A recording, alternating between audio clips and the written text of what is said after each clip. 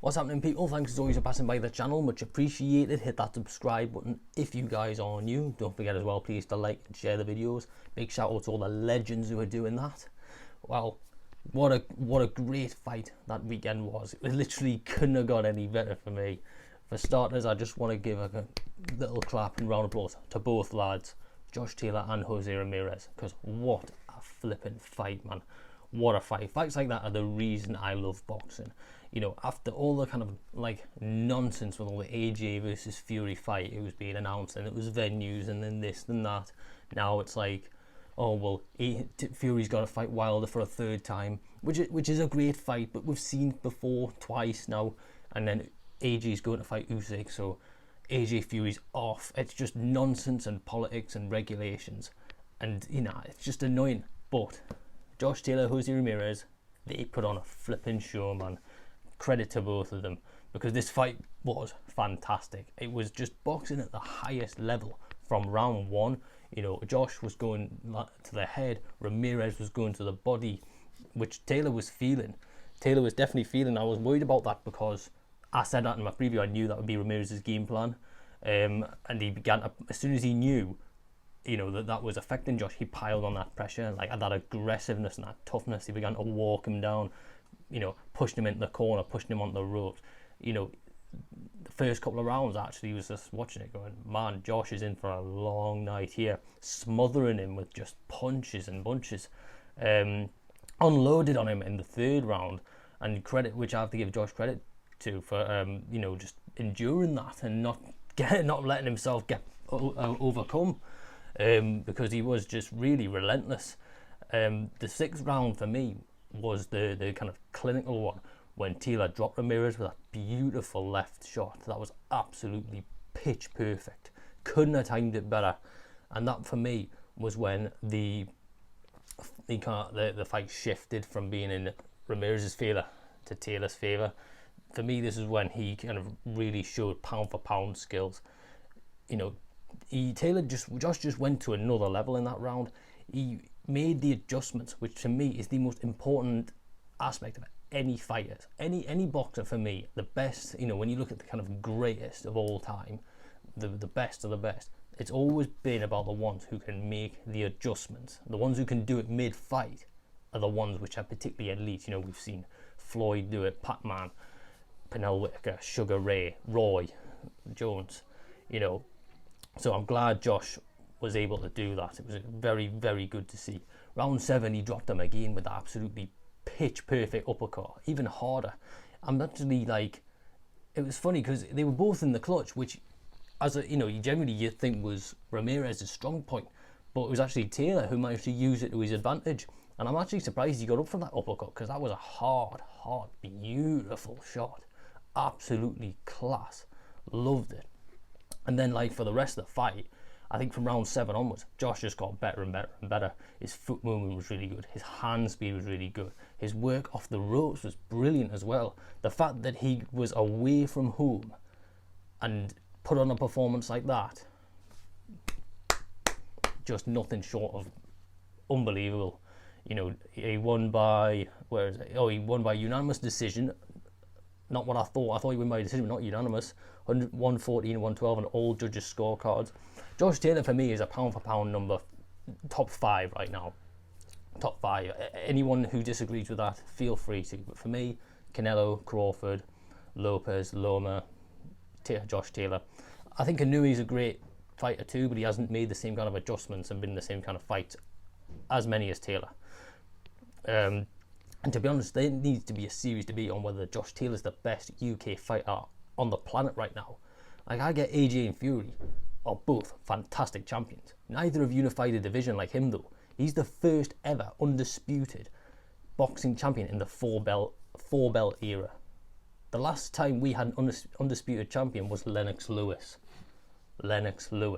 Yeah, you know, if you're in the same category as that lad, you know, there's some greatness behind your name. Plus, we've not had a Brit, actually.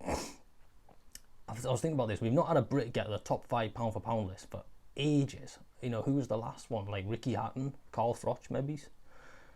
Can't even remember. He's the greatest Scottish boxer probably of all time. He's certainly, you know, up there with Ken Buchanan, you know, and you never know if he heads to 147 and manages to win a title there. He'll probably be regarded as one of the greatest Scottish and overall British fighters ever. We are witnessing the emergence of a superstar in Josh Taylor. Like, you know, he's done it the hard way. You know, if you look at his resume, like his last 6 opponents had a combined record of 136-1. You know, he's literally gone through champion after champion opponent after opponent, World Boxing Super Series. You know, he really didn't take any shortcuts. It's not like he's just been fighting and then faced someone who had all the belts and won them. He's won belt here, belt here, belt here, belt here, then unification. I really like the guy. I love it.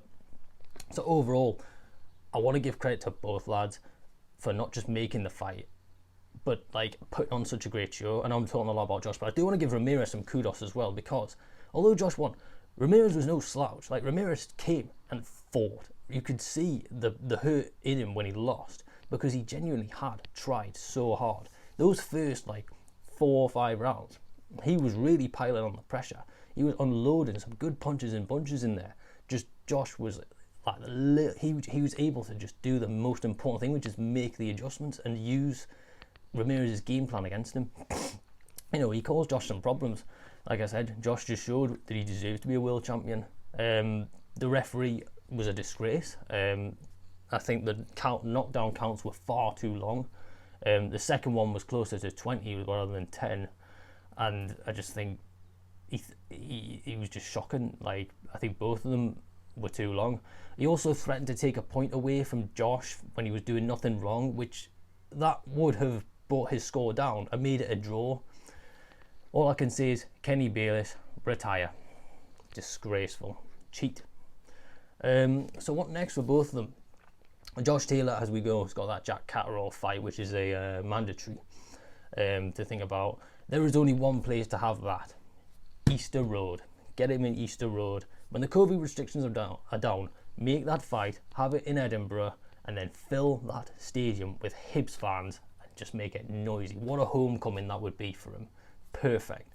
Because he'll win that fight easy. Like, it's not a fight that's going to be a challenge for him. It's just a homecoming to welcome him back. After that, it's kind of like, does he stay at 140 or does he go at 147? Because there's been a few names mentioned. Obviously, there was an interview where he talked about Terence Crawford. That would be an incredible fight, but I think it's unlikely, especially for his first at 147. Teofimo Lopez is another. I suppose that depends. If he stays at 140 and Lopez comes up. Again, that would be a great fight. But I think Lopez has got a fight coming up soon, and you never know, he might have another rematch with Lomachenko. Mikey's another one. I think that would be good at 147, because Mikey, although I think he got that win over Vargas recently, I still just think Mikey at 147 just isn't the same he was at 135. You know, he's just carrying so much extra weight, and he just lacks that kind of slickness which he had. So wouldn't be against seeing that fight. Another one, the one who I think should be, is Adrian Broner. Adrian Broner is like a great little asset to sell yourself to the American market. That's not because I don't think Broner is a challenge for Taylor, because I think Taylor will beat him easily. Adrian Broner's kind of past his best now. But Broner would sell the fight and would expose Josh to that US market very, very well. So that would be the one that I would make. So overall, incredible from Josh Taylor. Congratulations, mate, on the titles and everything. Just so proud of you. Scotland's proud of you. Like I said, the bigger the challenge, the better Josh performs. Credit to Ramirez for your performance. There's no shame in that defeat at all. Let's see where they both go. That has been one of the best fights that I've seen this year, and I cannot wait for the next one. And I cannot wait for the new season and the Champions League final next week. Let's see what happens then. Have a great time, guys. I'll see you soon. Peace.